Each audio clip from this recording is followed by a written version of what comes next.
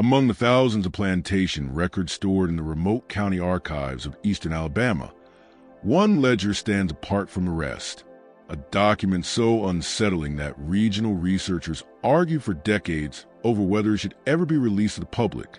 The entry, dated April 1850, describes a female slave whose appearance was considered so alarming that several overseers initially refused to even work within sight of her.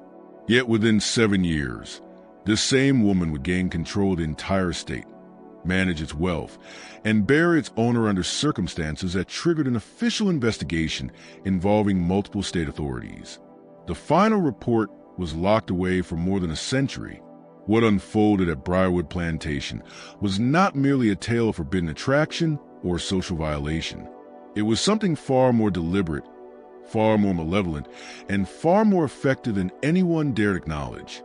Before we move forward with the story of the woman they called the Accursed One, if you're ready to learn what truly happened behind the gates of one of Alabama's most prosperous estates, make sure you're subscribed to Liturgy of Fear, hit that notification bell, and leave a comment telling us what state you're watching from. Now, let me take you back to a place where appearance alone could doom you, but ambition could redeem you no matter the cost. The chain of events that would one day consume Briarwood Plantation began not with secrecy, but with a transaction so ordinary it barely deserved a mention in the overseer's daily log. Briarwood stretched across 1,150 acres of high-yield cotton country in Rowan County, Alabama, roughly 12 miles north of Tallapoosa. By the late 1840s, it had earned a reputation as one of the region's most reliably profitable estates, producing an average of 300 bales per season. The main residence, a Greek revival home of 4 tall columns and a broad wraparound veranda, stood at the end of a long magnolia-lined road that signaled the Harwood family's prominence long before visitors reached the front door. Elias Harwood had inherited the land in 1841 after the death of his father, along with 59 enslaved workers and debts that would crush a man of lesser resolve. He was 32 years old, recently widowed, his wife Marion having died during childbirth along with their infant daughter 3 years earlier, and known for maintaining records with a degree of precision that bordered on fixation. Every expense, every birth, every death, every pound of cotton was recorded in thick leather journals he kept himself, never entrusting even his most loyal overseer with the task. The plantation's labor force lived in 2 long rows of cabins built from sturdy pine logs, whitewashed once each year. Each cabin housed between 7 and 11 people, with families separated only by thin linen sheets hanging from the rafters. The work bell sounded at 4:30 each morning, 6 days a week. Sundays were set aside for rest and mandatory attendance at services led by a traveling preacher who preached obedience, endurance, and the promise of divine justice in the next life. Rowan County society in 1849 consisted of roughly 24 plantation families, a modest merchant class centered in Tallapoosa, and a roaming population of overseers, traders, and craftsmen who traveled between estates as needed. Social ranking was strict, upheld through an elaborate system of visiting etiquette, marriage arrangements, and public appearances at events like the annual harvest celebration and the Independence Day gathering held on the courthouse grounds. Elias Harwood participated in these occasions dutifully but without enthusiasm, gaining a reputation as a man more invested in production numbers than social standing. His closest neighbor, Jonathan Mercer, owned the adjoining estate to the west, 1,000 acres that repeatedly underperformed Briarwood despite nearly identical soil conditions. Their rivalry was cordial but unmistakable, revealed through competitive bidding at slave auctions and subtle comments about yearly output during conversations in the Tallapoosa General Store. Mercer's wife, Harriet, held the unofficial position of social coordinator among plantation mistresses, a role requiring considerable effort given that most estates were separated by miles of rough, unpaved roads that became nearly impassable during the rainy season.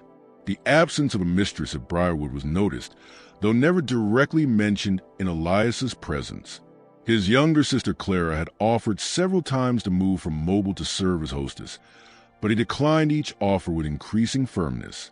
Instead, He employed a housekeeper, a free woman of color named Eliza Boughton, who supervised the domestic staff and ensured meals were timely and linens remained crisp despite the suffocating humidity that settled over the region from May through September. It was into this meticulously ordered world that the woman called Miriam arrived in October 1849.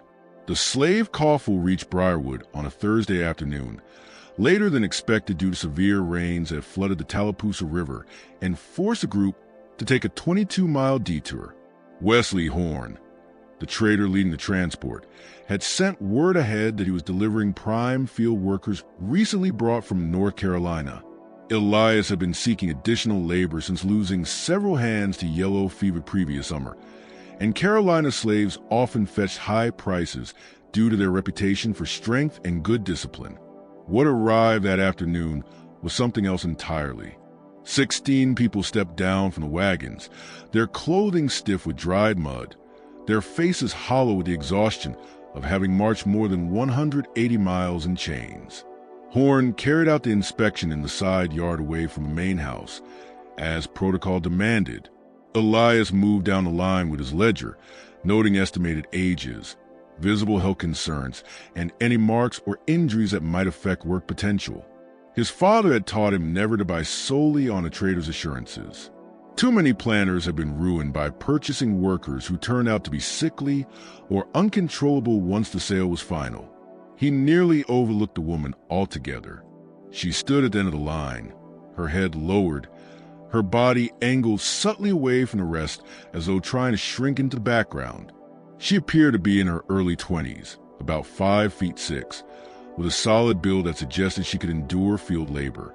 Her dress was filthy like the others, stained from the hard journey, but something about her posture, a kind of rigid self-containment, gave Elias pause. It was the kind of tension he had learned to associate with either deep-seated fear or carefully guarded defiance. "That one's not for sale," Horn said quickly. Noticing Elias's attention, "She's damaged stock. Only hauling her because the last owner insisted she be removed from his place." "Damaged in what way?" Horn shifted his stance, glancing toward the other buyers who had wandered over to observe the inspection. Two smaller planters from neighboring counties. "See for yourself if you're interested," he said, lowering his voice. "But I'm telling you now, she's been nothing but trouble since Raleigh. Folks don't want to work beside her, and frankly, I can't blame them." Elias's curiosity, previously mild, sharpened. He had not built Briarwood's success by accepting surface explanations or doing what other planters considered sensible. "Show me." Horn strode over and gripped the woman's chin, forcing her face upward. She didn't resist, but Elias saw every muscle in her body tighten. When the trader tugged down the collar of her dress to reveal the skin along her neck and upper chest, Elias understood immediately why Horn had tried to steer him away from her. Her skin was marked by irregular patches of pale, milk-white tissue that stood out starkly against her natural deep brown tone. The patches ranged from the size of a coin to the size of a man's palm, extending across her throat, disappearing under her clothing, and reappearing along her forearms and hands.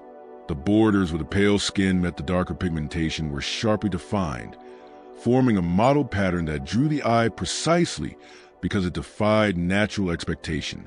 One of the other planters made a noise of repulsion and stepped back. Horn released the woman and shrugged. "You see? Unnatural. The last owner bought her at around 12. Didn't notice the condition until she grew older and it spread. Kept her mostly in the cookhouse, away from the rest. Folks think it's catching, though I've never seen a sign of that. Still causes quarrels, superstition, unrest. I told him I'd haul her west if he covered the cost, but I'm not listing her as proper merchandise." "What's her name?" Elias asked, eyes still fixed on her. "Miriam. No last name. She reads a bit. Enough that the former owner said she was handy with household tasks. Can keep simple accounts." Elias closed his ledger. He had read about this disorder in a medical volume his father kept locked in the study. Vitiligo, a condition that destroyed pigment in certain areas of the skin. It wasn't contagious, wasn't painful, and didn't hinder physical labor in any way. But he also understood instantly why Horn considered her unsellable. In a society where appearance and racial markers dictate a person's worth and future, Miriam's condition made her an anomaly, one guaranteed to provoke fear, revulsion, and suspicion wherever she went. "How much for the three men up front and the woman?" he asked. Horn's brows jumped. "You serious? I don't joke when coin is involved. Wesley, name your price for all four." The deal was finished within 20 minutes. Elias paid $820 for the three men, each indeed strong, disciplined, and ideal for field labor, and $28 for Miriam, barely more than the cost of moving her across state lines. Horn seemed relieved to hand her off, though he repeated his warning about the turmoil she might cause among the existing laborers. That evening, as Elias updated his ledgers by lamplight, he added a notation he would later revisit with disbelief.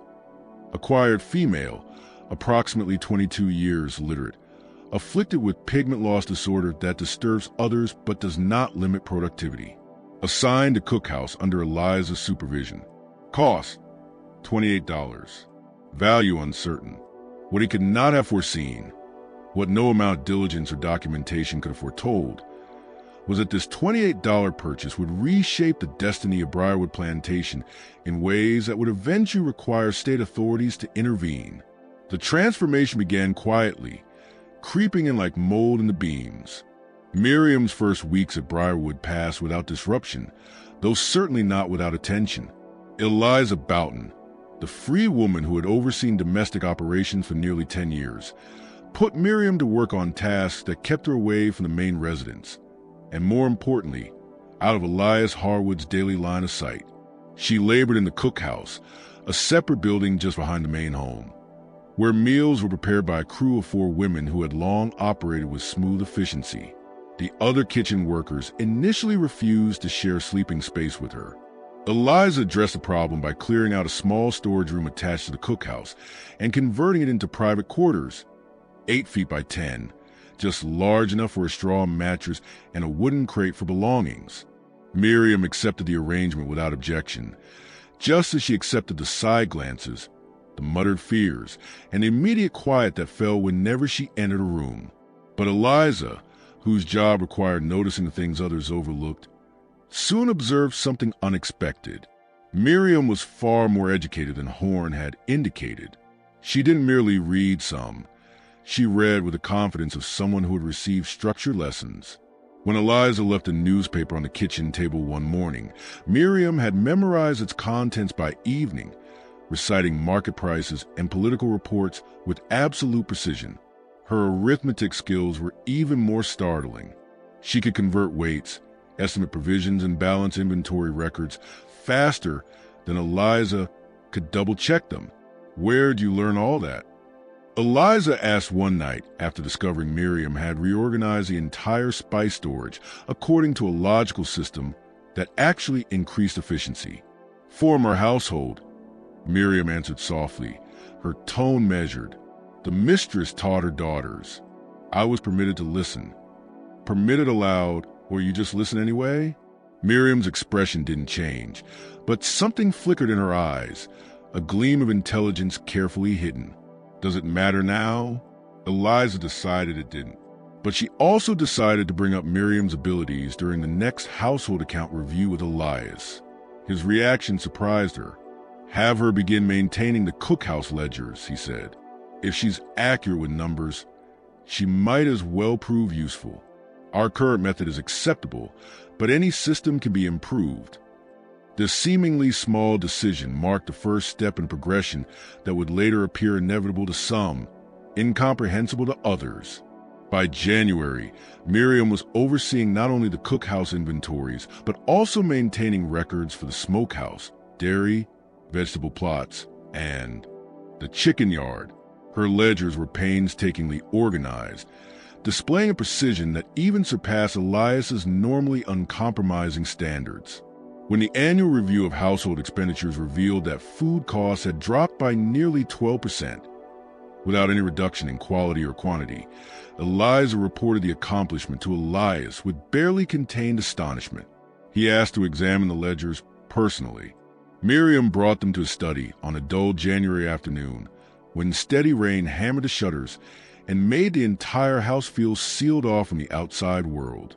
She stepped inside with her gaze lowered, set the books neatly on his desk, her hands showing the pale patches spreading across her knuckles and fingers, then turned to leave without a word. "Wait," Elias said, still reading the first ledger. "Explain this entry on November 5th. The calculation doesn't match the previous method." She turned back slowly, still avoiding his eyes. "I changed the way partial units are recorded. The old system rounded everything to whole numbers, which caused errors to build over time. The revised method is more accurate." "Show me." What followed was a 15-minute discussion about accounting procedures that revealed several things to Elias. Miriam's education far exceeded anything the trader had hinted at. Her mathematical logic was refined enough to identify flaws in systems that had been standard practice for years. And perhaps most critically, she could articulate complex ideas with a clarity that suggested she had spent a long time studying how to make her intellect useful to someone who might otherwise treat her as nothing more than labor to be used and discarded. When she finished, Elias leaned back in his chair and examined her fully for the first time since the day she arrived. The lamplight cast shadows across her features, emphasizing the stark contrast between the pale and dark patches of skin. In that moment, he understood with perfect clarity why others reacted with unease. Her appearance violated an unconscious expectation of human uniformity, producing a visual dissonance the mind struggled to reconcile. But he saw something more beneath it. Intelligence kept intentionally muted, ambition concealed behind careful humility, and a will that had somehow endured circumstances that crushed most people. "Can you read and write as well as you calculate?" he asked. "Yes, sir." "How well?" For the first time, she lifted her eyes to his, and he caught in them a brief spark, defiance, desperation, or both. "Well enough to write letters that wouldn't shame the signer." A long silence followed, broken only by the rain and the faint sound of someone splitting firewood behind the cookhouse. "Beginning next week," Elias said at last, "you'll spend mornings in the kitchen as usual. Your afternoons will be here, helping me with correspondence and record keeping. Eliza will adjust your other duties. You'll keep your current quarters. Do you understand?" "Yes, sir." "Then you're dismissed." She left without another word. But Elias sat at his desk for a long time afterward, staring down at the ledgers and wondering whether he had made a brilliant administrative decision or a disastrous miscalculation. In his world, the distance between the two was often perilously thin. Word of the arrangement spread to the plantation within days. News always traveled quickly in the community, where privacy was a luxury reserved only for the master's family. Reactions varied. The kitchen staff whispered but kept their opinions restrained, knowing Eliza tolerated no hint of defiance. The field hands, who interacted with the main house only during brief meal distributions, mostly didn't care. One house worker's duties were much like any other's. But Jonathan Mercer, who heard about the situation from his overseer, who had heard from Briarwood's overseer during a chance meeting in Tallapoosa, brought it up with Elias over whiskey at the Tallapoosa Tavern on a freezing February night. "You're inviting rumors," Mercer said carefully, swirling the amber drink in his glass. "Having that girl working in your private study. People notice things like that." "People may notice whatever they choose," Elias replied, his tone indicating the conversation was already unwelcome. "She's more competent with figures than any clerk I could hire, costs me no wages, and doesn't spread my business around town. I don't see the problem." "The problem is appearances. Elias, you're a widower living alone except for servants." "She's—" Mercer waved a hand, unable or unwilling to finish the thought. "You know what she is." "I know she's saved me at least 15 hours a week of clerical labor I can now dedicate to profitable matters. If you're worried about impropriety, Jonathan, you might ask yourself why your mind goes there at all." The remark stung. Mercer's jaw tightened, and he changed the subject to cotton prices and planting schedules. But the conversation marked a shift in public perception of Elias's household, a shift from idle curiosity to suspicion, from speculation to judgment. What no one outside Briarwood understood was the true nature of the relationship forming between Elias and Miriam during those afternoon sessions. It was not romantic, at least not at first. It was something more intricate and perhaps more hazardous. A meeting of minds recognizing one another in a world where such recognition violated every social rule governing their lives. They discussed plantation operations, crop yields, market trends, inventory logistics, staffing strategies. But they also spoke of books. Once Elias discovered Miriam had somehow gained access to a far broader education than her circumstances should have allowed. She had read Shakespeare, Donne, and early American constitutional debates. She voiced opinions on political theory and agricultural economics. She could argue philosophy with a sharpness that betrayed years of disciplined study. Elias never asked how she acquired such learning, sensing the answer might endanger people who had helped her.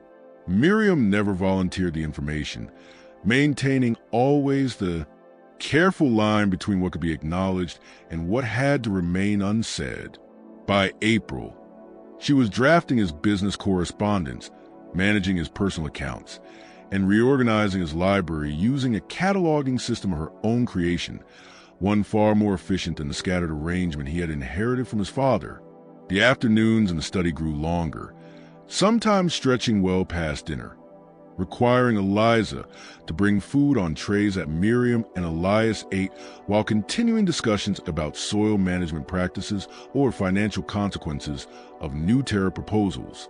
It was during one of these extended sessions on an unusually warm evening in late May that the dynamic between them crossed a boundary neither had consciously intended to approach.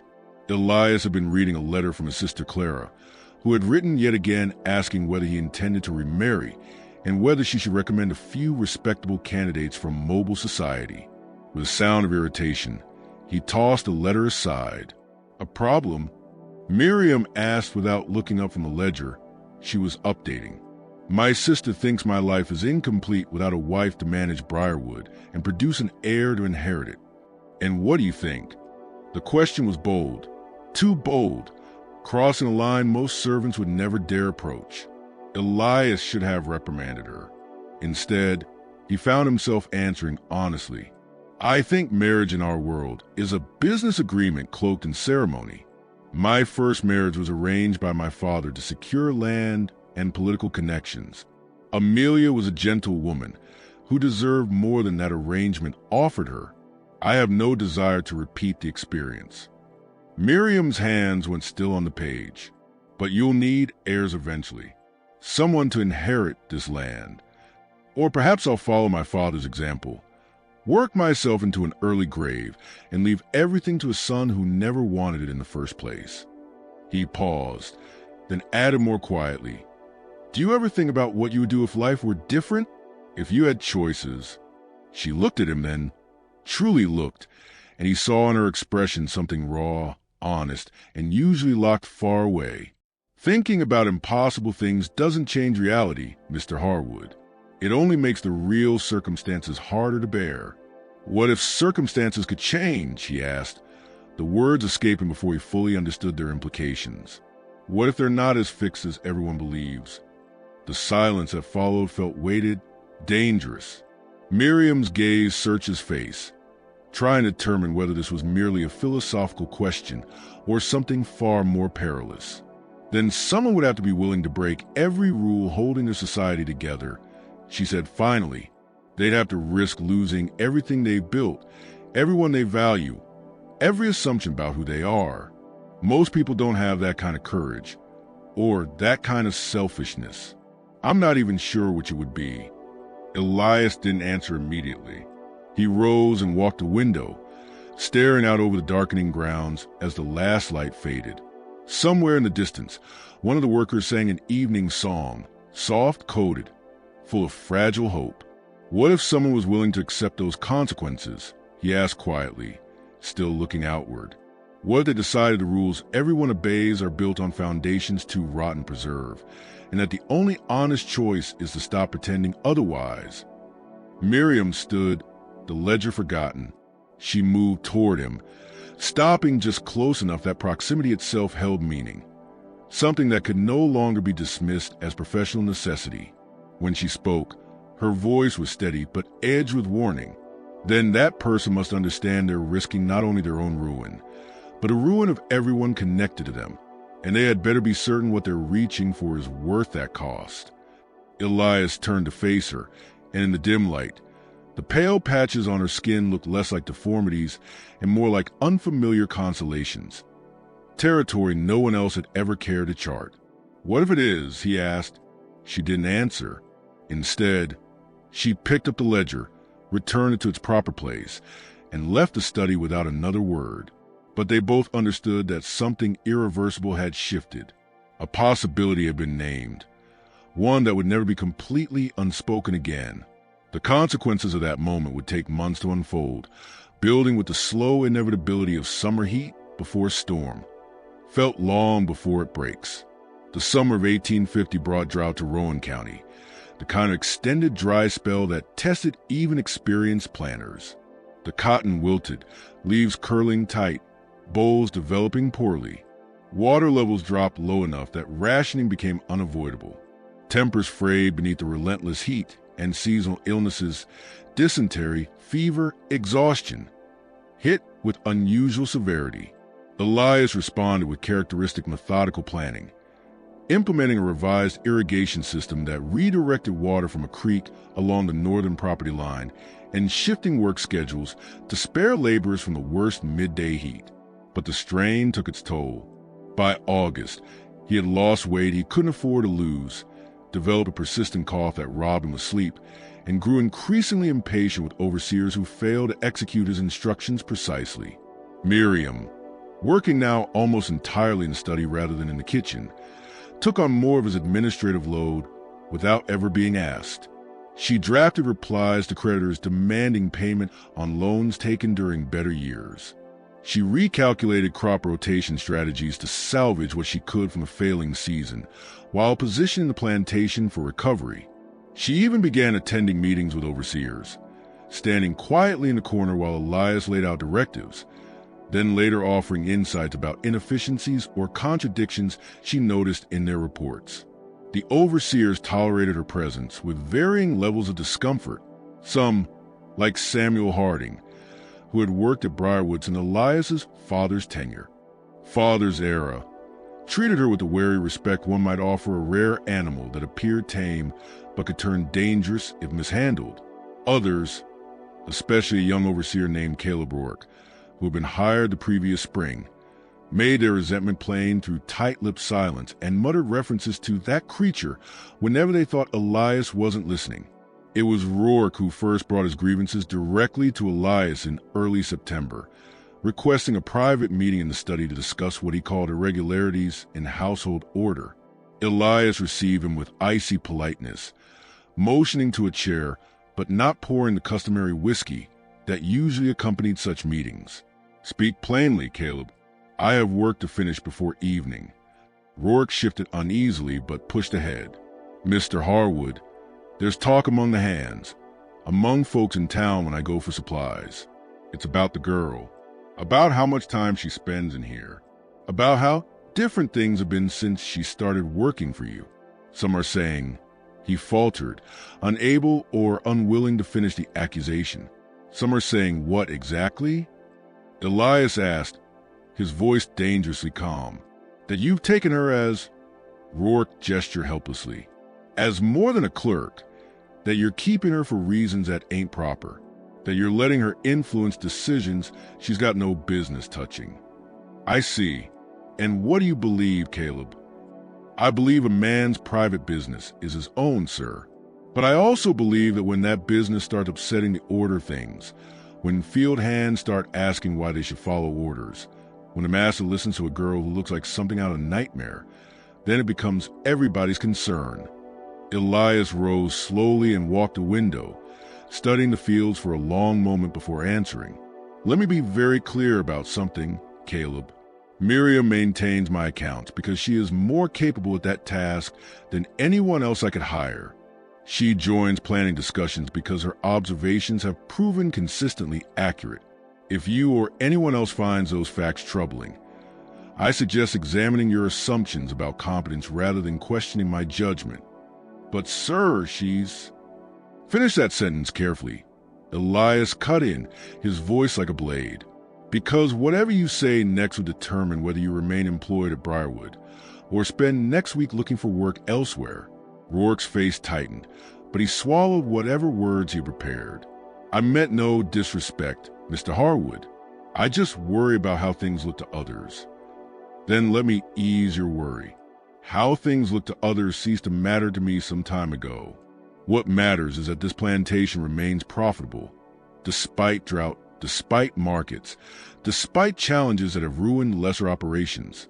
If preserving that stability requires unconventional management, then everyone involved must adapt or find employment on estates more suited to their comfort.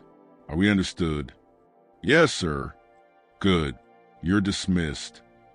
After Rourke left, Elias remained by the window, staring out at fields that should have been white with mature cotton, yet instead showed only the brown of drought-choked plants fighting to survive.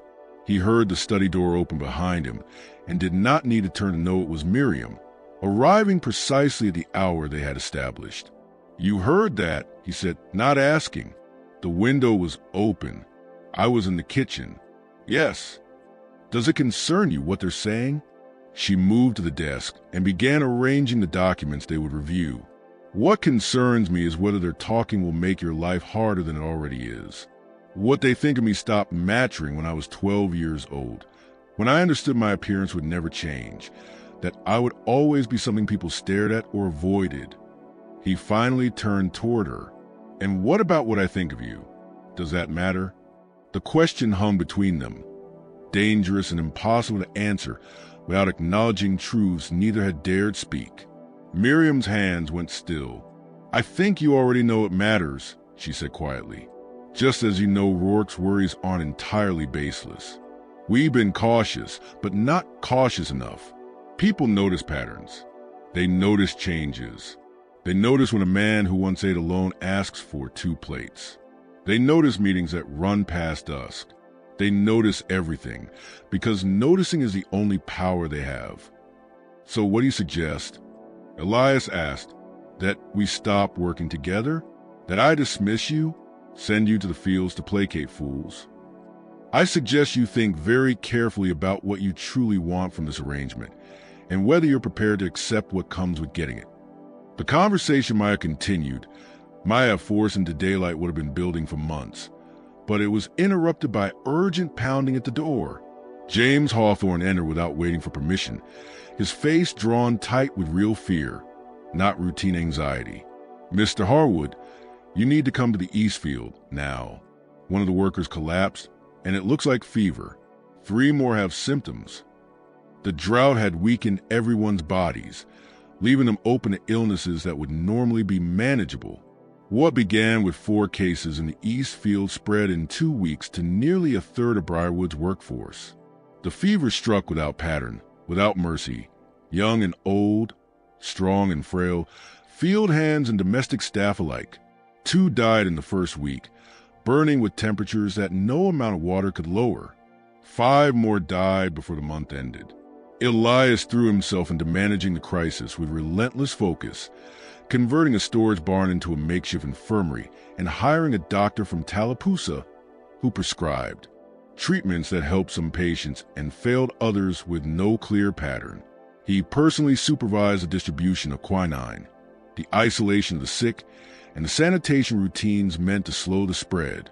Miriam worked beside him throughout, abandoning the study entirely to help manage the infirmary. She kept detailed records of symptoms, treatments, and outcomes. She organized the healthy workers into rotating nursing shifts. She even assisted the doctor directly, showing no fear of infection and a calm capability that earned grudging respect from people who had once treated her with revulsion or avoidance. It was during this period, when normal social boundaries dissolved under the pressure of collective crisis, that people began to see Miriam differently. The pale patches on her skin, so unsettling in ordinary circumstances, became irrelevant when she was saving lives. Her intelligence, once viewed as suspicious, became invaluable when she could anticipate the fever's progression and organize resources efficiently enough to prevent further deaths. By the time the illness finally burned itself out in late October, 12 people had died, but many more had survived who might not have under less competent care.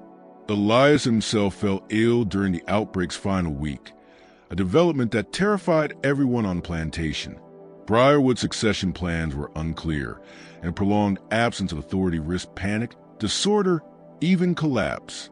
Miriam nursed him personally, sleeping on the floor beside his bed to monitor his fevered dreams and the dangerous spikes in temperature that nearly killed him. She was there when he woke on the fourth day. Weak but lucid, the fever finally broken. "How many?" he asked, his voice rough. 12 dead, 37 recovered, 7 still showing symptoms, but stable. You were unconscious for 3 days. He tried to sit up, failed, and settled for turning his head toward her. She sat in a chair beside the bed, exhaustion etched into her features from weeks of too little sleep. The morning light through the window softened the contrast of the pale patches on her skin, making them seem less like a deformity and more like deliberate strokes in a portrait. Unexpected, striking, purposeful. "You could have died caring for me," he said. "The fever was contagious. You risked yourself for no reason. No more than you did. No more than anyone who helped." "That's not the same," he started. "They don't have—" He stopped, unable to finish without saying something that couldn't be unsaid. "Don't have what?" she asked, her eyes holding his. "Nothing to lose? No reason to care whether you lived or died. Is that what you meant?" "I meant they don't have your condition. They risk fever. You risk fever while already bearing marks that make people afraid you're diseased. And yet here you are, healthy, almost as if the marks on your skin have nothing to do with illness at all. Exactly as you told me months ago when you explained what vitiligo was." He closed his eyes briefly, exhaustion tugging at him despite the clarity returning to his mind. "Thank you," he murmured, "for staying, for helping, for—" He gestured vaguely, encompassing the room, the plantation, the crisis she prevented from becoming catastrophe. "You're welcome," she said. After a moment she added, "Mr. Harwood, when you're fully recovered, there is something we need to discuss, something we can't avoid." "What is it?" "Not now. You need rest, but soon." She left before he could ask anything further, and Elias drifted back into sleep, wondering what new complication could emerge in a situation already impossibly tangled.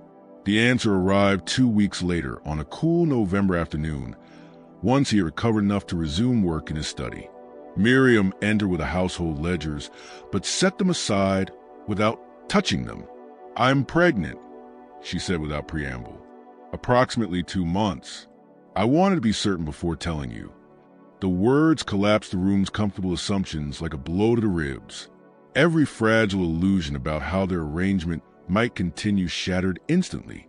Elias dropped heavily into his chair, his mind racing through implications splitting into a dozen impossible branches.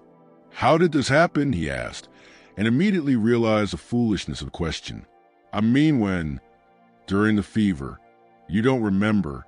You were delirious, and I was sleeping in your room to watch your breathing. One night you woke confused, didn't know where you were. You thought I was your wife. I should have left, should have fetched help, but I didn't." Her voice was steady, too steady. "I told myself you were too sick to understand, that it was kinder not to frighten you, but that wasn't the truth. The truth is, I wanted it." She delivered a confession with the same calm precision she used when reporting accounts. But Elias saw the tension in her shoulders, the tightness in her grip on the desk. "Miriam, He faltered. Apology felt inadequate. Denial was impossible. Comfort meaningless without a plan. I know this creates problems, she continued. Problems without good solutions in our world. A child of mixed parentage born to an enslaved woman inherits the mother's status. Legally, your child would be your property, an obscenity too great to contemplate. There must be options, Elias said, his legal training activating despite the shock. Manumission. I could free you before the birth, establish a separate home, provide support, and create a scandal that destroys your reputation, collapses Briarwood's value, and brands you a pariah in the only community you've ever known, she finished, while marking our child as illegitimate, ensuring they would be rejected by both white and black society for the rest of their lives. She shook her head. Those aren't solutions, Mr. Harwood. They're just different shapes of disaster. Then what do you suggest? Because I won't, he stood abruptly, agitation cracking through his usual composure. I won't treat this child as property. I won't treat you as property.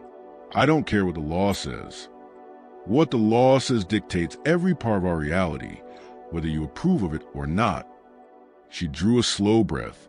But there might be another option. Illegal, dangerous, uncertain, but at least honest. Tell me. When she spoke, her voice carried the steady gravity of someone who had already walked the whole length of the decision and accepted its consequences. You marry me, legally, with a certificate, witnesses, and everything required to make it binding under state law. The silence that followed was absolute.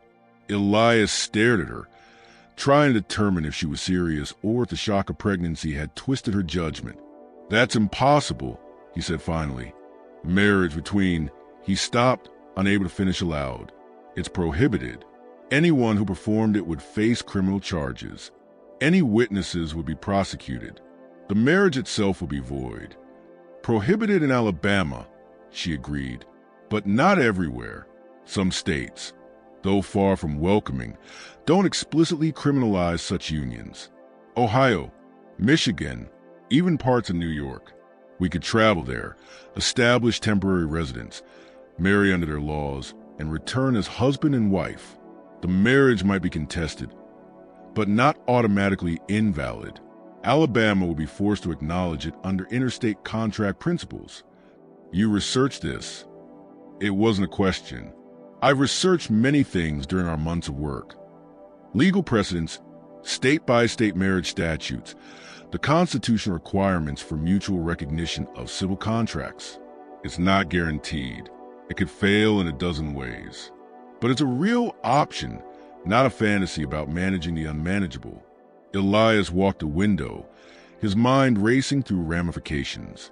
What she proposed wasn't merely scandalous. It was insurrection, a direct challenge to the social order that structured every breath of their world. If discovered, they could face legal punishment, social ruin, even violence. Briarwood would become worthless. His family would cut him off. Their child would grow up in society that had no category for their existence. And yet, he turned back to her, seeing not just Miriam but everything she symbolized. Intelligence stifled by law, humanity denied by custom, potential wasted because of arbitrary definitions of race and ownership. He thought about his first marriage, arranged for land and alliances devoid of genuine connection. He thought about the months spent working beside Miriam, discovering in her a mind that matched his own, challenged his own. He thought of the child growing inside her, his child, and the moral horror of claiming legal ownership over one's own son or daughter.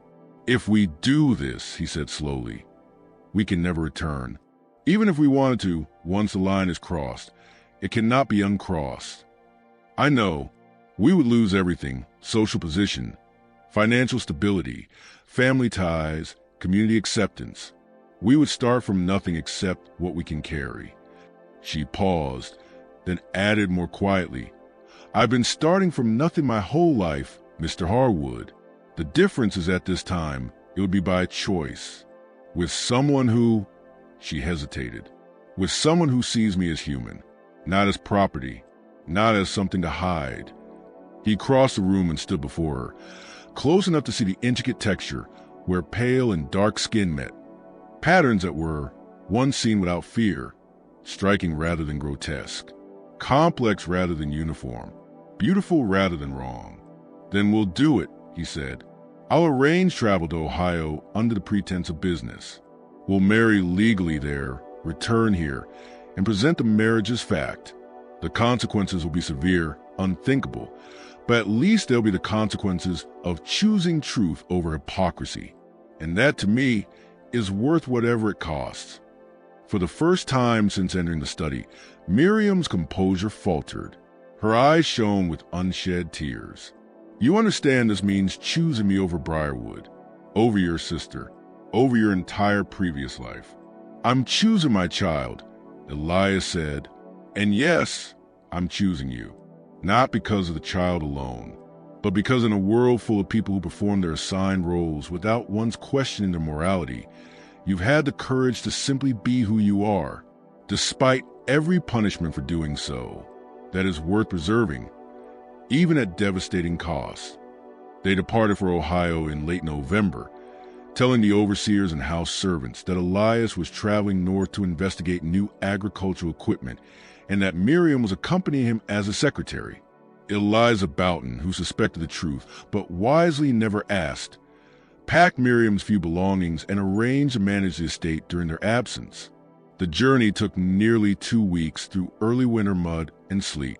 They traveled in Elias's private coach, keeping separate rooms at inns to avoid attention long enough to cross state lines. The closer they drew to the free states, the more surreal the undertaking became. Two people born into worlds that forbade their connection, approaching a doorway that would make them outcast from both. They were married on December 12, 1850, in a quiet Quaker meeting hall outside Cincinnati, with 2 witnesses provided by the officiant who asked no questions beyond what the law required. Miriam wore a plain blue dress bought in the city. Elias wore his traveling clothes, neither wanting a ceremony that meant far more as a legal weapon than as a romantic gesture. The marriage certificate was signed, witnessed, and filed with the county clerk. Under Ohio law, the marriage was valid. Under Alabama law, it was either void or criminal, depending on who was interpreting it and what outcome they wanted. They consummated the marriage that night in a Cincinnati hotel, the first time they were intimate while both conscious and willing. It was gentle, uncertain, and utterly transformative, a shift from a relationship dictated by circumstance and power imbalance to something approaching true partnership. They returned to Alabama in early January 1851, arriving at Briarwood on a gray, rain-soaked afternoon when the world seemed blurred and uncertain. News of the marriage had reached Rowan County before they did, unavoidable once the record was filed publicly. The consequences began immediately. The first sign appeared before they even reached the house. As the coach rolled down the Magnolia Line drive, Elias noticed something unnatural in the stillness. No voices calling instructions. No steady clatter of tools. The sounds of a functioning plantation were gone. Everything felt suspended, as if waiting. James Hawthorne met them at the steps, his expression grave. "Mr. Harwood, we need to speak privately." Immediately, "Whatever you have to say can be said in front of my wife," Elias replied, letting the word wife hang in the air. Hawthorne's eyes flicked toward Miriam, then quickly away. "Sir, there have been developments during your absence. Mr. Mercer has filed a legal petition challenging your ownership of Briarwood.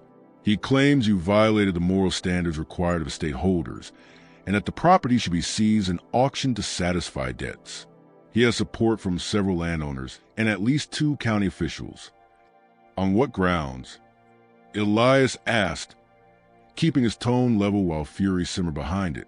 "On the grounds that you entered an illegal marriage with a woman of African descent, that this demonstrates moral depravity or mental unfitness, and that you are therefore incapable of managing property.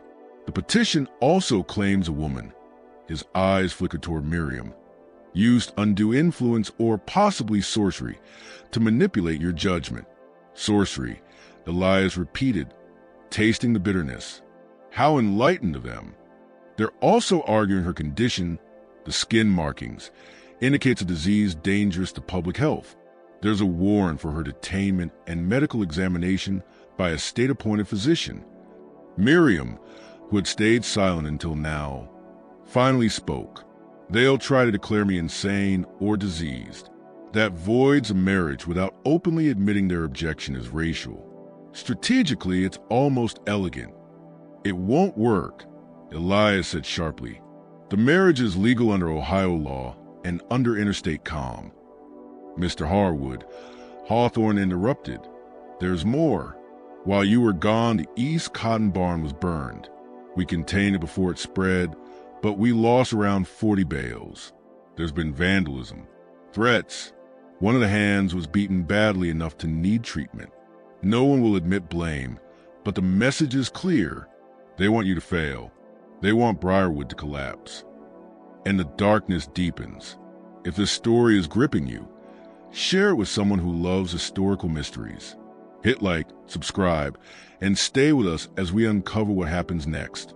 The next 3 months became a siege in everything but name. Mercer's legal challenge crawled through county courts with excruciating slowness, each hearing requiring Elias's presence and draining resources he desperately needed. The few attorneys willing to take such a scandalous case charged far more than expected, and some abandoned it entirely when community pressure became unbearable. Meanwhile, the plantation suffered sabotage that was impossible to prove but undeniable to anyone paying attention. Tools vanished. Fences were cut. Poison grain was mixed into animal feed twice, killing 3 mules before it was caught. Field hands were accosted in town by white men warning them that working for Elias now carried consequences. And Miriam endured scrutiny that went beyond cruelty. The state-appointed physician spent 3 hours probing, measuring, testing her, searching for any excuse to label her dangerous. His final report, released in March, confirmed that her skin condition posed no medical threat, then added a personal remark stating that her unnatural appearance indicated moral deficiency, and that placing her in a position of household authority was contrary to natural and social order.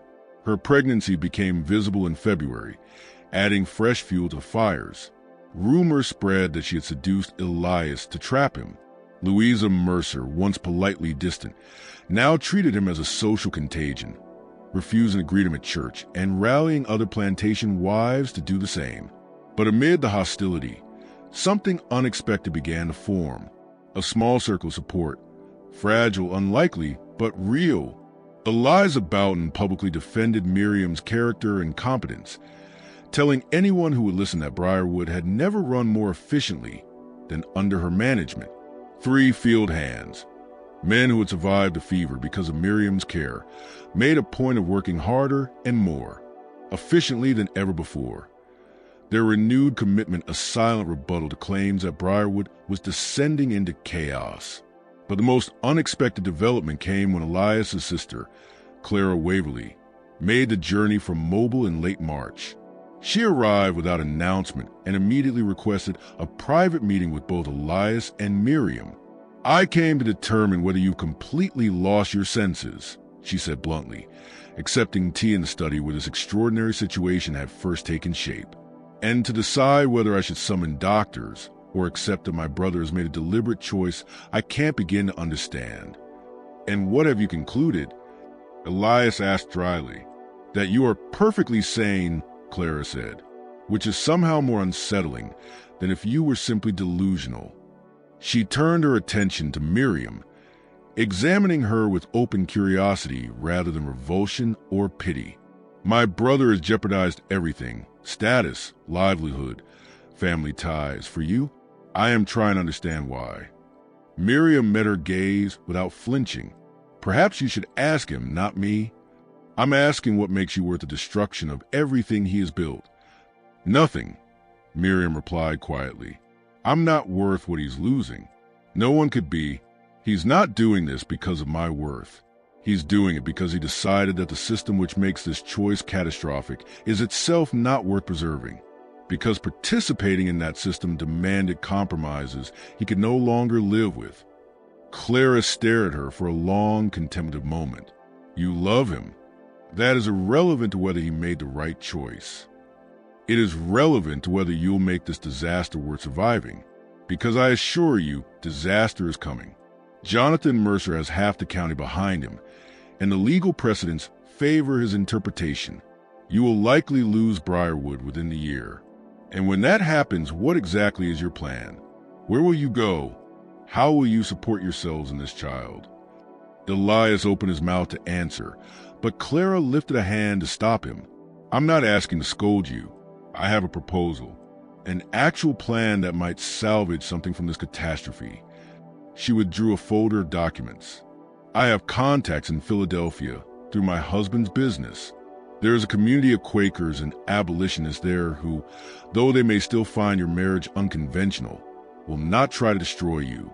I can secure temporary lodging, introduce you people who might offer employment despite the scandal, and provide initial funds while you rebuild. You would do that?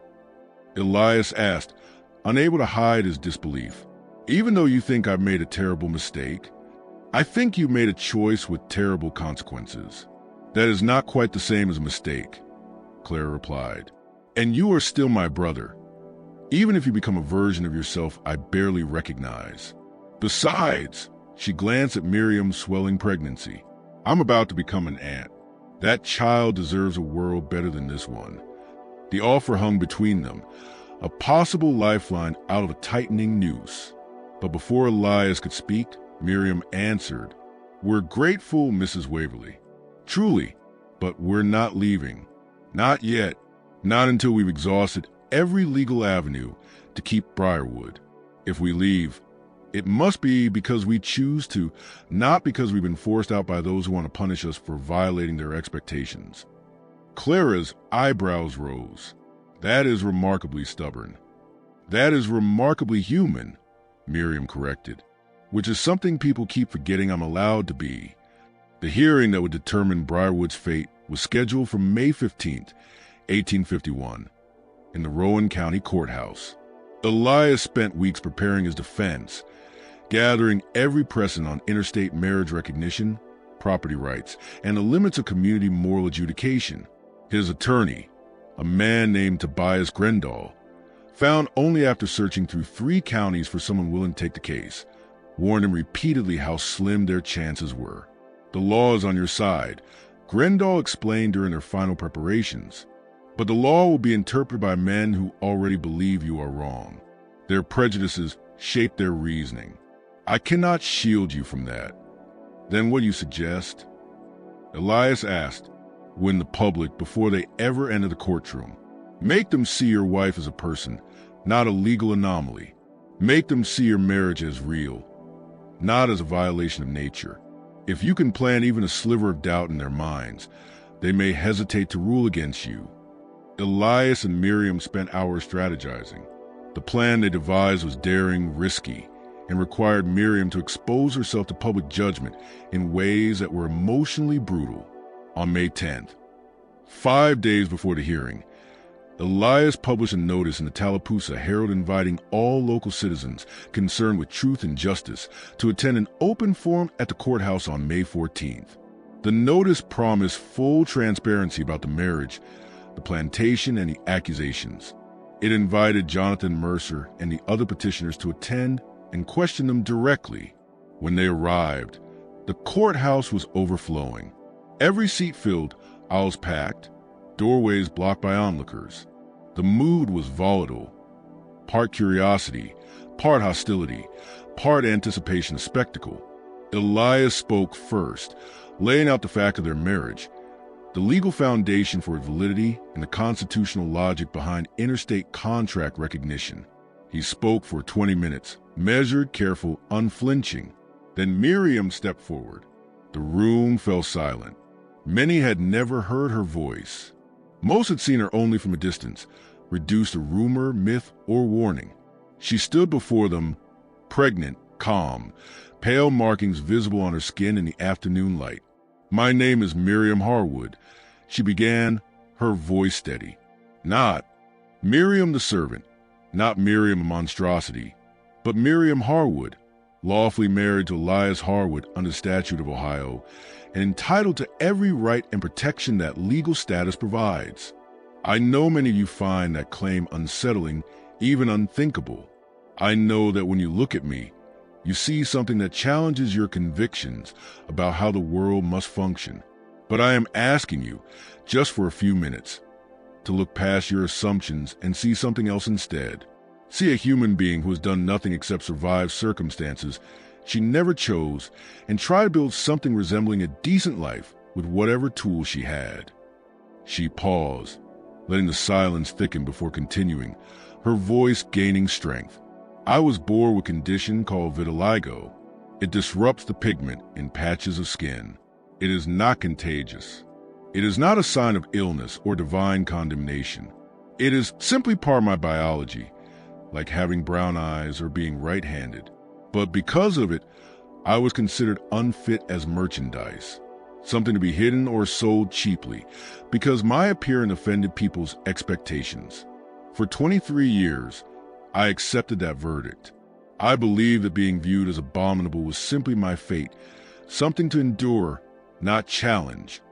She drew a breath. Then I came to Briarwood, and something changed. Not suddenly, not because of seduction or trickery or, heaven forbid, witchcraft, as some have whispered. What changed was that someone finally treated me as though my mind mattered more than my appearance, as though my abilities were more important than my circumstances. She looked directly at the crowd. Mr. Harwood assigned me to accounting because I excelled at mathematics. He asked for my input on plantation operations because my observations were accurate. And he married me because we discovered that we valued one another's judgment and companionship more than the roles society assigned to us. She scanned the room, her gaze sharp. Some of you say that is a lie. You say I must have lured him, trapped him, manipulated him. Ask yourselves why that is your first assumption. Do you honestly believe I am capable of such elaborate deception? Or is it that accepting that he might value me sincerely would force you to rethink everything you believe about who deserves respect in this society? The crowd stirred uncomfortably. Several looked at the floor. Others leaned closer, visibly listening. The child I carry is Mr. Harwood's son or daughter. That child will be born free, not because of legal technicalities or clever manipulation, but because both parents are determined that no child of theirs will ever know what it means to be owned. Her voice hardened. If you strip us of Briarwood, if you void our marriage, if you succeed in punishing us simply because we refuse to abide by your expectations, you will not be defending civilization. You will only be proving that the system you built cannot withstand even one example of two people choosing each other despite every incentive not to. She sat down.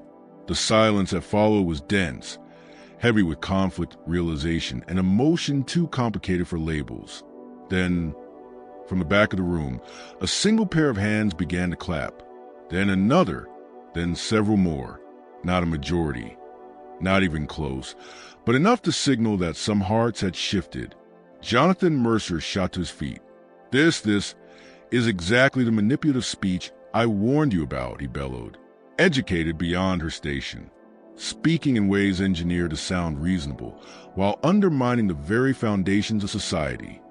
What's dangerous, Elias replied, rising to face him, is a system that depends on treating human beings as livestock to function.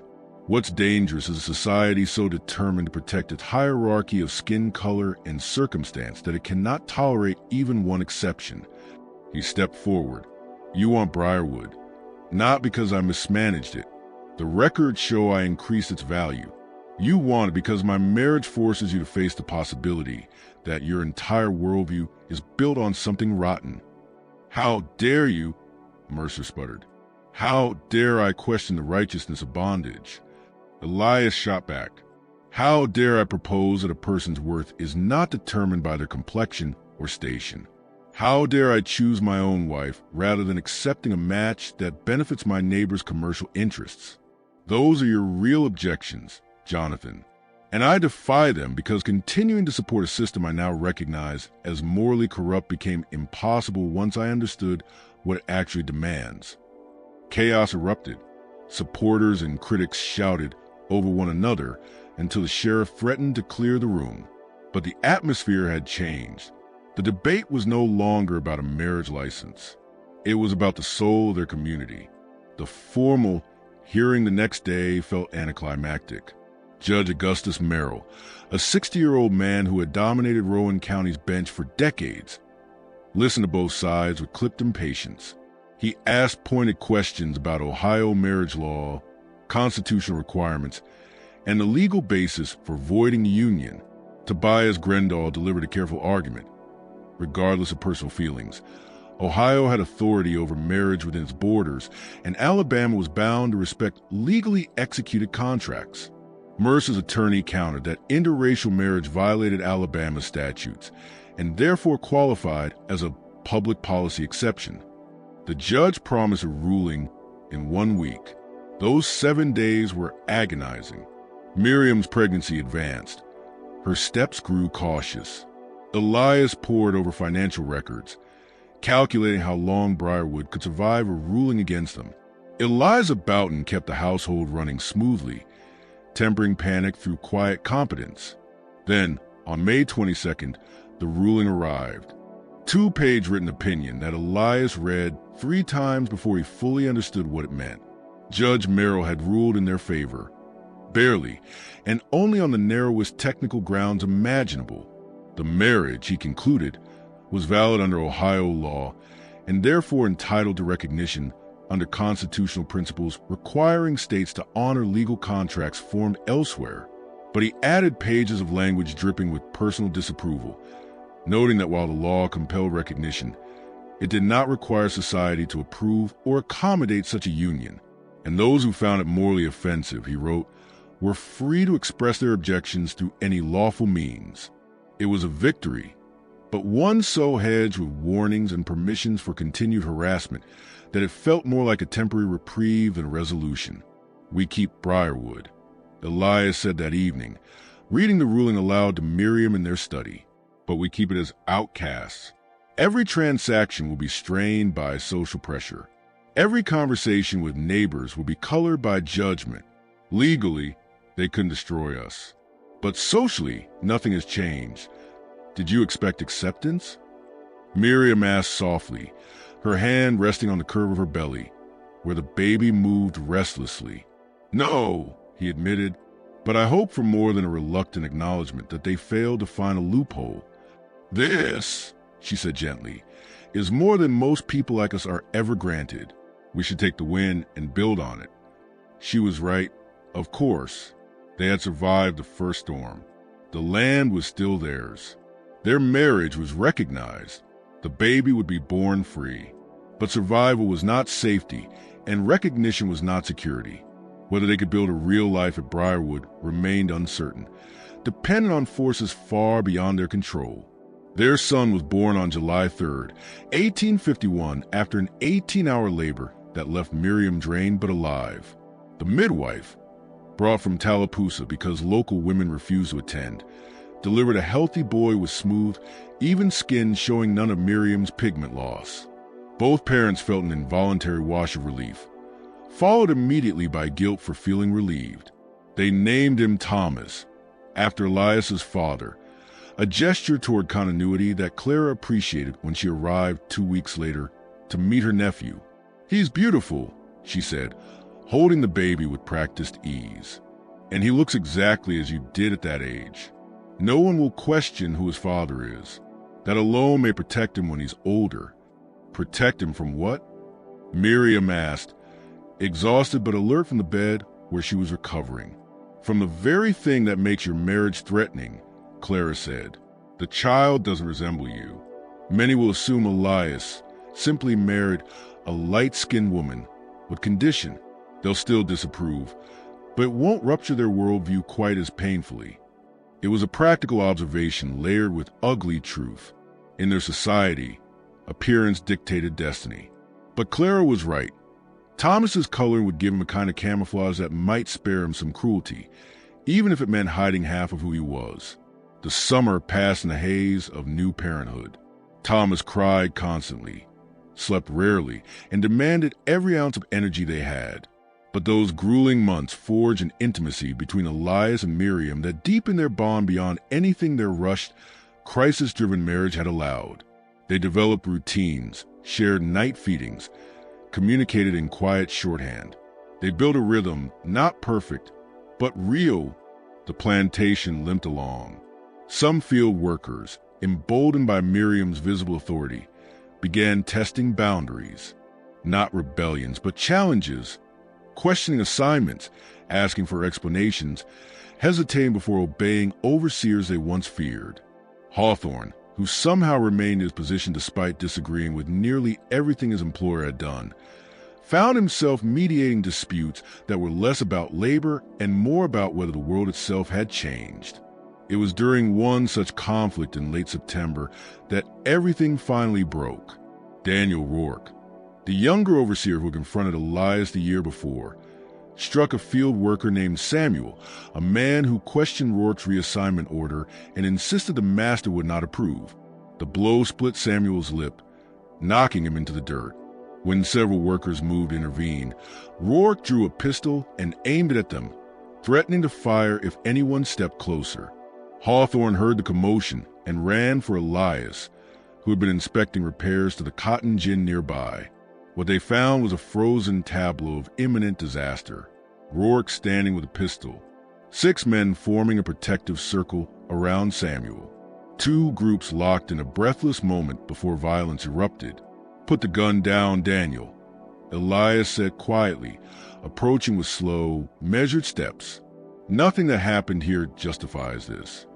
They refused to take orders. Rourke shouted, his voice trembling with fear or fury. It was impossible to tell which. They refused discipline.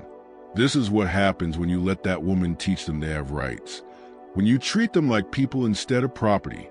You destroyed every structure that kept this place functioning, Mr. Harwood. And now we're living to the consequences. The consequences, Elias said softly, of treating human beings as human. Yes, I suppose we are. He stepped forward. Now put down the gun before you do something that destroys you along with everyone else caught in this situation. You first, Rourke said, swinging the pistol to aim directly at Elias. You're the real problem. You and that thing you married. Everything would go back to the way it should be if you weren't here poisoning everyone's minds with your abolitionist sickness. The pistol's barrel looked impossibly large from Elias's perspective. A dark, terrible circle containing every disastrous possibility the moment could produce. He heard footsteps behind him. He didn't need to turn to know Miriam had arrived, drawn by the same uproar that brought him. "Don't," Elias said quietly, eyes fixed on the gun. "Miriam, stay back." "I will not," she replied, moving to stand beside him.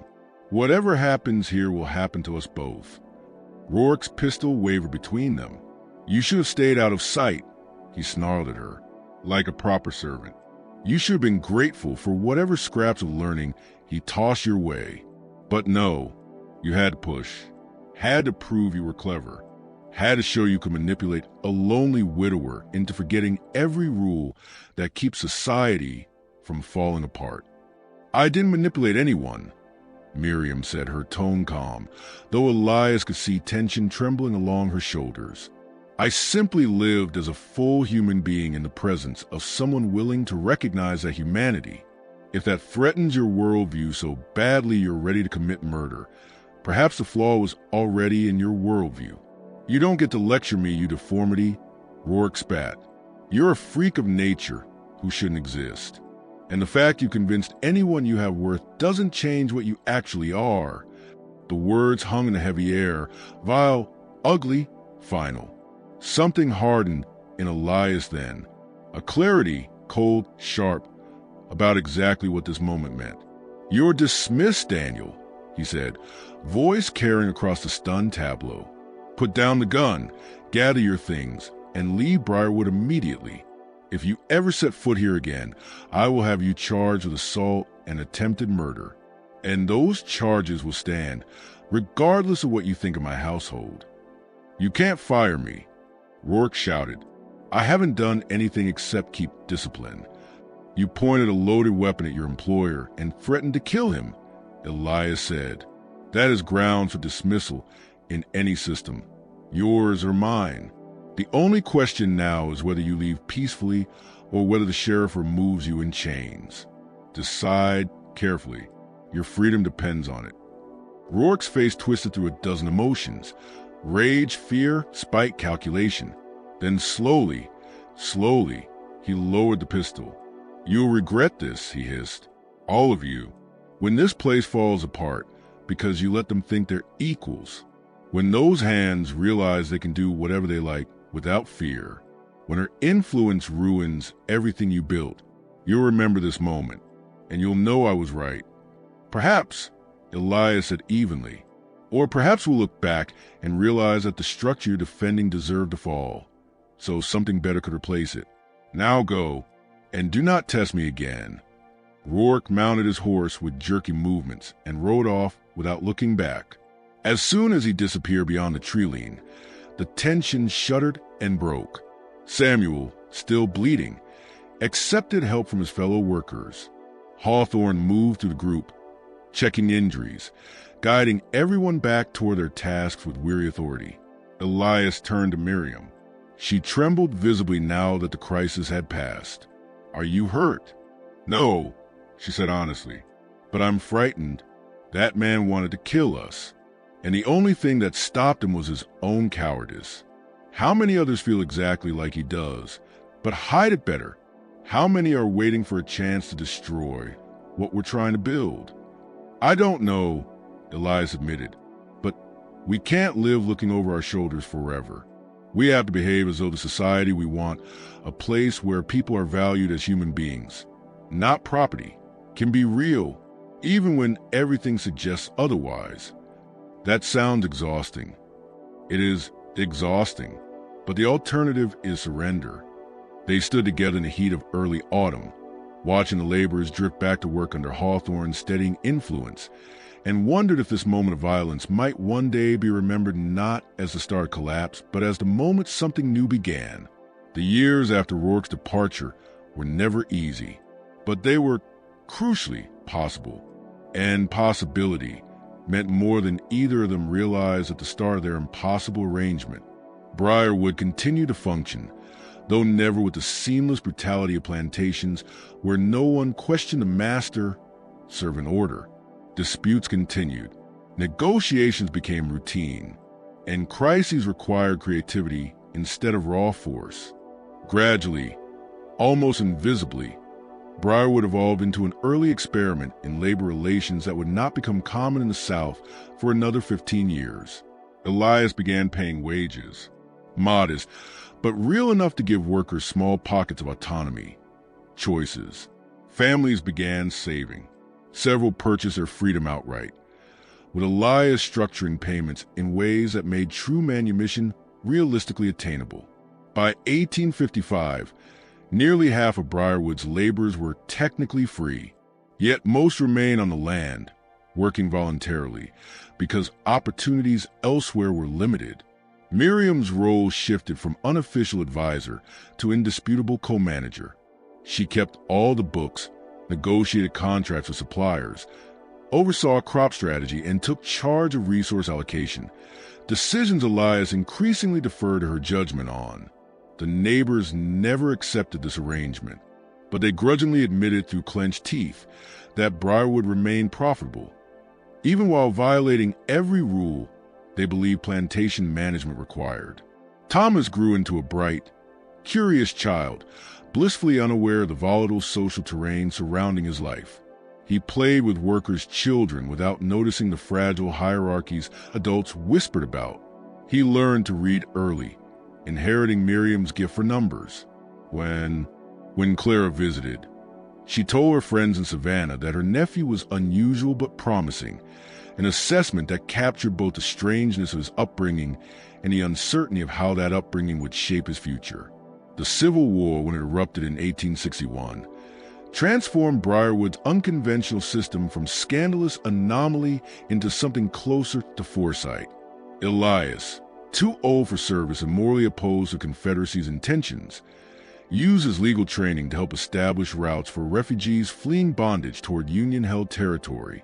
Miriam worked alongside networks of free black communities and sympathetic whites to coordinate safe houses, forge documents, and supply lines that shepherded fugitives northward. Jonathan Mercer, who had once fought so fiercely to destroy them, ironically lost everything in 1864 when Union troops marched through Rowan County, burning his estate and wiping out his remaining wealth. He died shortly thereafter, broken by the collapse of the social order he had devoted his life to defending. Elias did not live to see the war. He died in 1857, 4 years before the conflict began, from pneumonia contracted during a brutal winter. He was only 46. His will, drafted with meticulous care to anticipate every possible legal attack, left Briarwood entirely to Miriam, with provisions ensuring that Thomas would inherit upon reaching adulthood. The document also detailed how to continue the wage system Elias had pioneered and how to facilitate manumission for any remaining enslaved people who wished to pursue freedom. The will's execution proceeded with surprising ease, aided by Judge Merrill's earlier precedent validating the marriage and by the fact that several influential Georgians had quietly begun questioning the long-term economic viability of slavery. Miriam continued operating Briarwood for another 30 years, becoming one of the very few black women in the South to own and manage a substantial agricultural enterprise. She never remarried. She preserved Elias's papers with almost archival devotion and ensured that Thomas grew up understanding the sacrifices and convictions that had made his birth possible. The patches on her skin continued to spread as she aged, but never grew into the curse people once feared. In later years, when visitors occasionally commented on her appearance, she answered with the calm directness that had become her signature. "I am marked, yes, but we are all marked by our choices, our compromises, our refusals to compromise. Mine simply happened to be visible." Thomas inherited Briarwood in 1880, when Miriam was 63 and ready to step back from daily management. He operated it for 2 more decades before selling property in 1900 and relocating to Philadelphia, where he used the proceeds to establish a school for black children. The school operated until the 1960s. He married a woman whose family had been free for generations. They raised 4 children who learned their grandmother's story as family history, not scandal.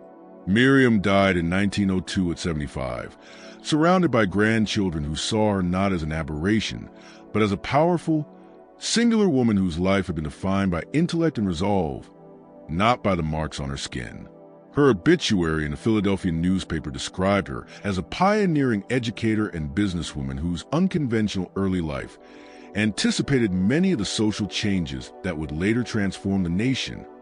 The story of what happened at Briarwood Plantation, how a woman once enslaved, marked by vitiligo, married a landowner, inherited his property, and managed it successfully for decades, became a footnote in broader histories of the antebellum era. Most accounts treated it as a curious anomaly, notable only for how it illustrated the flexibility of legal systems when individuals possessed the courage to challenge their limits. But for those who knew the full story, for the descendant of field workers who witnessed Briarwood's transformation, for the historians who pored over Miriam's detailed ledgers, for the people whose humanity had once been denied, Briarwood represented something far greater. It proved that even in the darkest periods, when every institution reinforced systems of dehumanization, individuals could still choose differently. They could recognize one another as human. They could build bonds rooted in that recognition. They could carve out spaces where different rules applied, even when doing so demanded sacrificing everything they had been taught to value. The cost of those choices was steep. Elias likely died early from the strain of maintaining an impossible position. Miriam lived decades enduring social isolation and hostility. Thomas grew up marked by circumstances beyond his control, never fully claimed by either community. But the alternative, accepting society's rigid definitions of who was worthy of respect, who was permitted to love, who was allowed to own property or shape their own life, proved even more intolerable to them. And in rejecting those definitions, They created something that outlasted the world that condemned them. It outlasted the plantation system. It outlasted slavery. It outlasted the assumptions about human worth that once made their marriage seem unthinkable. The mystery at Briarwood wasn't how a marked woman became its mistress. The real mystery was why it took society so long to realize that the only truly monstrous thing had been the system that made such a question seem necessary at all. This story reminds us that the greatest horrors are not supernatural. They are human systems that require denying humanity to function, and the greatest courage is refusing to accept those systems, even when doing so comes at unbearable personal cost. What do you think of this story? Do you believe every secret was revealed? Leave your thoughts in the comments. If you enjoyed this tale and want more historical horror and dark mysteries, hit subscribe, tap the notification bell, and share this video with someone who loves a chilling story. See you in the next video.